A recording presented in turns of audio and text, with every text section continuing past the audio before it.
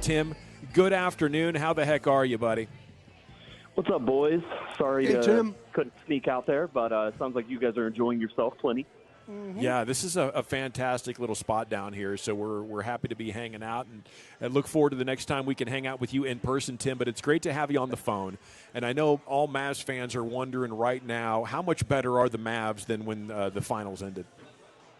I think their ceiling is higher, and I think that there are good questions, curiosities that we're going to find out about this team in the regular season. I don't want to gloss over the loss of Derrick Jones Jr.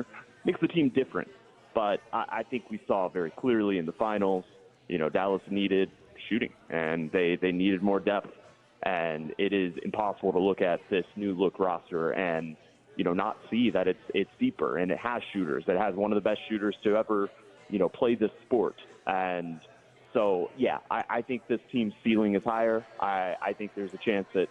A good chance that this is all going to come together and work really well, and that this is going to be a improved version of a team that just went to the finals last year, and that's obviously a great spot for Dallas to be in. Were they able to get better shooting without losing the defense that Derrick Jones Jr. provided with all the moves together? It's going to look different. I mean, the thing that I think we were all so impressed by Derrick Jones Jr. and By the as the regular season went on, I didn't realize he was that good. I knew he was good. He's someone who I had on my all defense short list. So not a top 10 defender in the NBA, but I thought he had a legitimate case to be a top 20 guy. A top 10 wing defender, perimeter defender, and it's that's what you lose. You can only put so much. They have replaced him with good defenders, but they haven't replaced him with great defenders.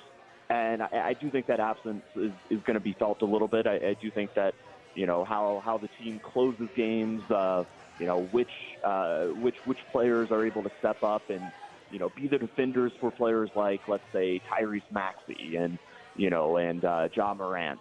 I think that's something that we need to see in the regular season, whether it's, Najee Marshall, whether it's Quentin Grimes, whether Kyrie is going to be able to, step up to that challenge throughout the regular season, something that Jones, handled real capably, those type players last season. But, they have options. They absolutely have options and depth and ways to manage this. It's just a matter of how they go about doing it.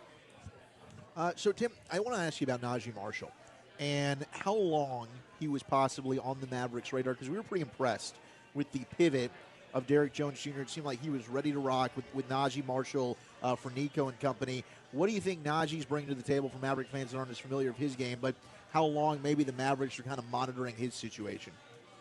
Yeah, I mean, his nickname is the Knife, which is just one of the coolest nicknames, I think, in the entire NBA. I heard early in the postseason, I remember, hearing before one of the Oklahoma City games, it was probably game 2, that he was somebody on their radar. I heard in that same breath Isaac Okoro as somebody else they were looking at. But Najee is probably the most, competent offensive player of those three, and certainly a really solid defender of those three, being Najee, Jones, and Okoro. And, there's Najee's coming off his best shooting season. He takes a slightly bigger volume. He's a confident guy who's going to take those shots when they come available.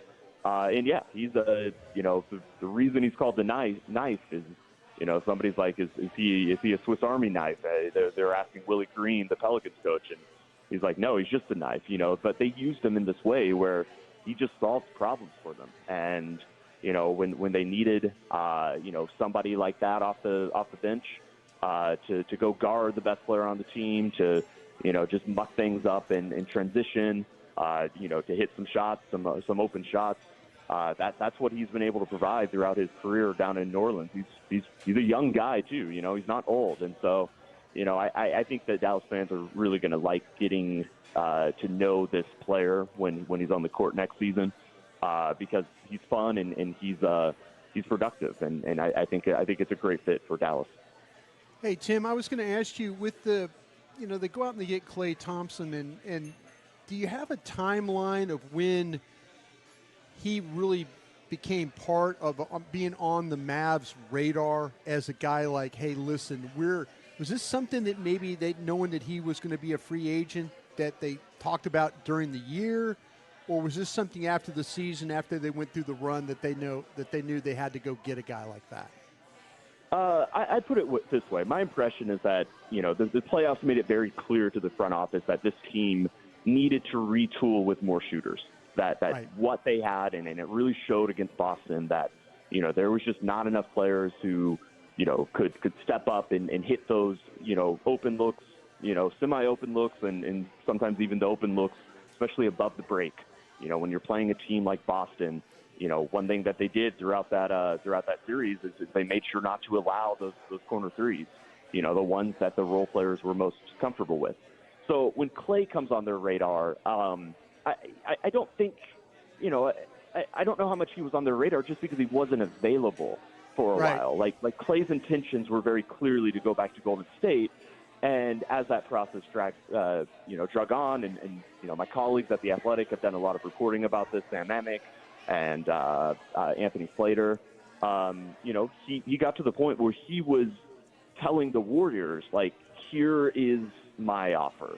Here's what, here's an offer coming from me that, was a discount offer, something for like $20 million a year for just a couple of years. And they were like, the Warriors told him, hey, we can't even negotiate with you right now because we're trying to get other stuff done. And that sense of, Klay feeling he wasn't wanted is what finally made him, open and available to go explore the market. And that's when, as soon as Dallas realized that, of course they were interested because, it kind of accomplished that number one thing on their checklist that they wanted to improve this summer. So, I can't tell you for sure, whether this was something that, I'm sure it's something they were monitoring for quite a while. It's been known for quite a while that this situation could have gone this way for Klay and Golden State.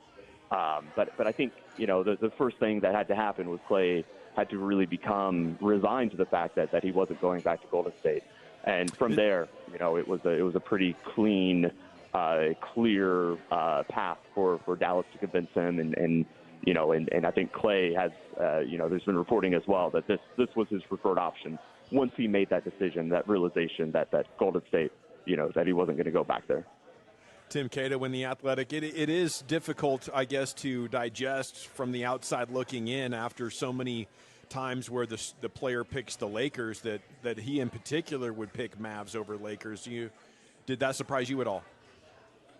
I think that, one thing, and this was also from an Athletic article from Tim Cato, but, our guy, one of our guys up in the Bay Area, he wrote about how Klay just didn't enjoy his last season with the Warriors. And one of the things was, the scrutiny of his bad games and, the comparisons to the player he once was and that he no longer is. And that's something inevitable when you're Klay Thompson and you're playing for that team where, he was a tier one superstar. And what I think is a huge credit to Dallas is that they have built up this environment, this atmosphere, this organizational culture that players feel great about coming here, and they understand. Like, just look at Kyrie Irving, who, his reputation around the league, his image is completely different than it was when he arrived here. And Kyrie was somebody who talked to Klay, throughout this process, and so I think it's a huge credit. Obviously that isn't. Every free agent is going to have different goals and different things that they're coming into their, into a negotiation or a decision to choose a team.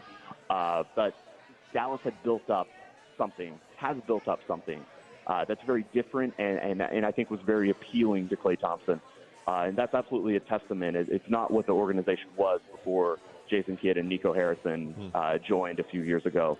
It's something very new and very impressive about this, about these Dallas Mavericks, that they are fundamentally a bit different than the organization that we have been accustomed to watching kind of over the past couple decades. Talking with our guy Tim Cato of The Athletic here in the GBag Nation. So when it comes to the remainder of the offseason now, is there still a move left for the Mavericks to make? We've kind of heard maybe a reunion with Dennis Smith Jr. Is that a possibility? I don't know how much minutes would realistically be available for a guard like him. Or Spencer Dinwiddie is another name that's been thrown around. I think, Dallas has a roster spot, and certainly they have a lot of ideas about how they may use it. Maybe it's a situation that, there's not a lot of urgency with it, but so it may be some time, or it could be quicker, but it's not something that, necessarily has to happen this second. Certainly I know Dallas is, considering a lot of options, and a lot of players who are still on the open market are, kind of considering how they would fit here. I think if they get a backup guard, there's absolutely value to that. It's just a question of, if it's a backup guard, there's about, 5 or 6 players who are about, 6'5" or under. It's kind of more of an emergency role for, when Luka and or Kyrie miss time in the regular season. That would be a really valuable thing for Dallas to have. I just don't know how appealing of a pitch that is to a player like Dennis Smith Jr., who should be a rotation player. And so if they can promise him a bit more of a role, it doesn't seem, and certainly when we're talking about those Ja Morants and those, Tyrese Maxey's, Dennis Smith is a great defender. Maybe there is more of a role just because they need a guard defender. But yeah, as I see the roster right now, I think that, a lot of what Dallas is doing is just pitching people on, okay, this is the role you're actually going to play. And then free agents have to kind of decide, okay, are they willing to accept that? Do they bet on themselves to carve out something that, may be a little bit bigger than perhaps what's pitched to them right now? All right, Tim, here's my question. It's probably going to have you scratching your head. When we watch Summer League basketball, is there any of these D&Ps during the season that you're keeping an eye on of like, okay, I'm going to see where this guy is at going into camp? Is there anybody kind of got your eye on that you're looking at that maybe can make that jump that they probably need? Oh yeah, absolutely. It's Omax Prosper for me. Okay. Olivier Maxence Prosper is the guy who really played well in the G League. Really impressed me. He was taking a good number of threes at like about a 40% clip. He is a tall wing. He's 6'8". He's a big dude, and that is so valuable in the NBA. And he is not the same player as Maxey.